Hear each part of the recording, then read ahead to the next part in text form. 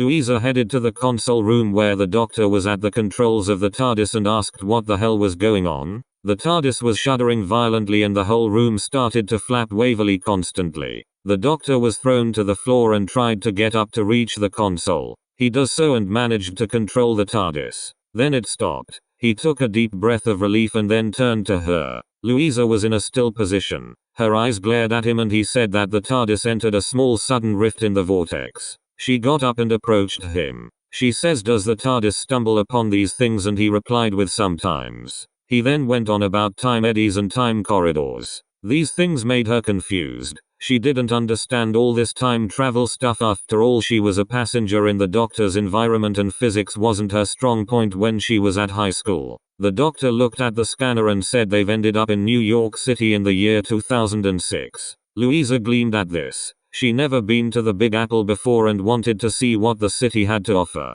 The Doctor then whacked his fist at the scanner. It bleeped and buffered as no image had appeared. He then suggested they go look outside the doors. She was ecstatic and opened the door. What she saw was snow and cold gales. She turned back to him and said they've probably ended up in the winter season. The Doctor leaned over and checked outside the door. He said to her to go and get some winter coats as the temperature was about -1 or 2 by his calculation. She proceeded to get the winter coats and when she returned he said to her to not get hypothermia. She nodded to this and the two ventured into the wintry unknown.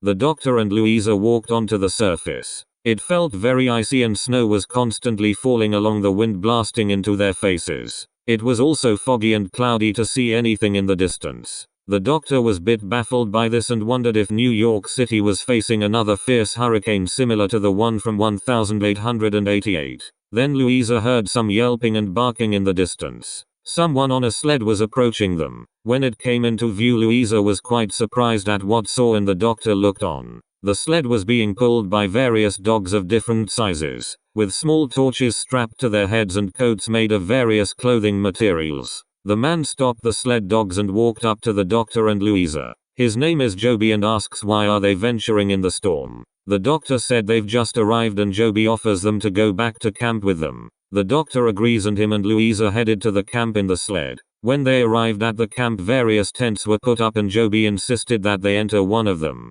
Once they entered in the tent, they are greeted by a group of people. They offered them boiled water from a small gas stove and military rations. The Doctor proceeded with conversation at what was going on and a woman called Una said that a global superstorm had ravaged the world. The Doctor was puzzled by this as there wasn't something like this in Earth's timeline, especially in 2006, and then a thought came into his head. He quietly said to Louisa that the TARDIS might have ended up in an alternate timeline. Louisa didn't follow at first but then realized what was going on and started to think about the people she knows. They could be dead, frozen to death and helpless like the rest of civilization, perished by global catastrophe. Una says to them that they should get some rest and show them what the devastation had done to the city. Later on, Louisa slowly awoke from her sleeping bag and turned to the Doctor. He was lying on his back looking up at the roof of the tent, mumbling to himself, and asked him what he was muttering about. He questioning himself about the situation of this alternate timeline. Did global warming reached its breaking point and did civilization become extinct with only a certain few surviving as the last ones to come out alive? It riddled his mind and he became a little tense. Louisa reached for his hand and held it. She calmed him a bit and said when dawn rocks up they'll find some answers. Maybe she wasn't sure herself.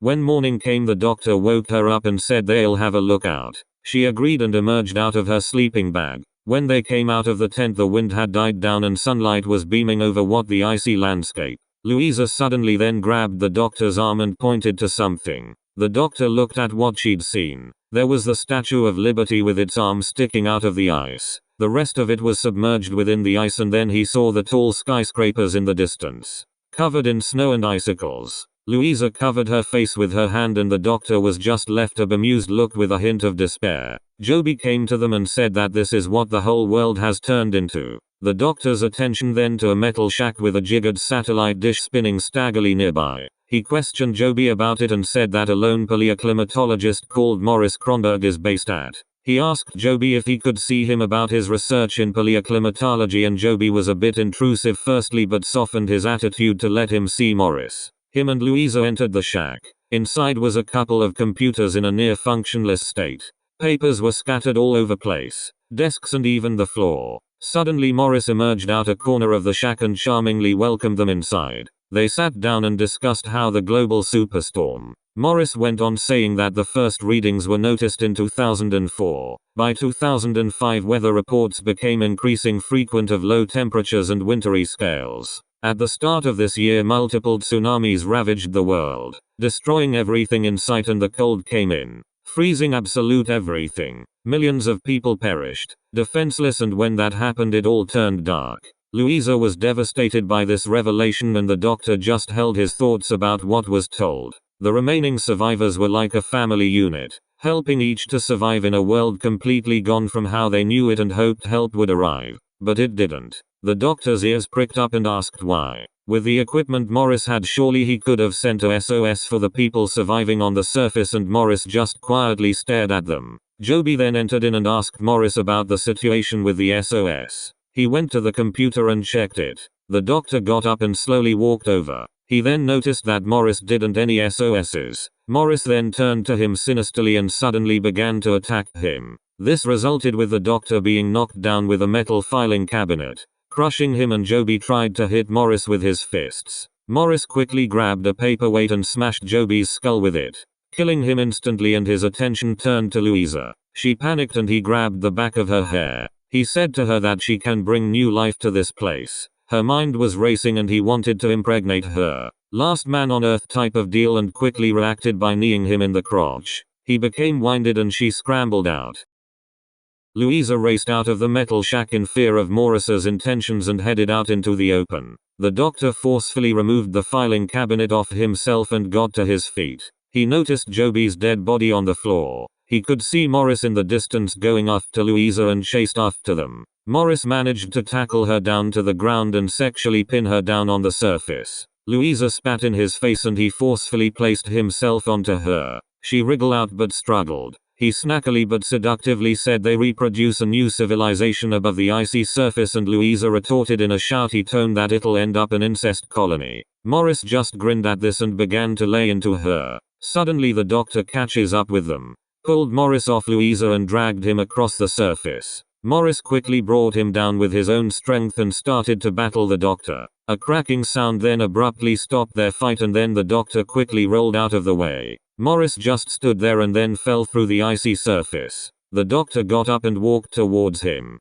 The icy water was causing Morris's skin to turn pale and his lips turned blue. The doctor just stared at him. Morris's intentions to start a new civilization had failed, and to use his companion was a turning point. Morris pleaded to him to save him, but the doctor coldly said no and stamped on his hands to lose his grip. Morris sunk into the icy water and the few bubbles that emerged had to stop quickly. He went to Louisa and helped her up. She was in distress about what happened and the doctor hugged her to calm her down. Una and a few other survivors came over. They saw the aftermath and the doctor told them Morris had lied to them. There was no help to come and was going to leave them to die on their own. He wanted to procreate to become a leader of this devastated world. Una was quite struck by this and then mentioned Joby was killed. The doctor told Una that she'll have to lead the group on the surface, and she accepted this. She helped the survivors become safe in this condition and that she was the candidate to do so. Before the doctor and Louisa headed back to the TARDIS, he said to Una that help would come for them. He sent an SOS to their location and the survivors were joyed by this.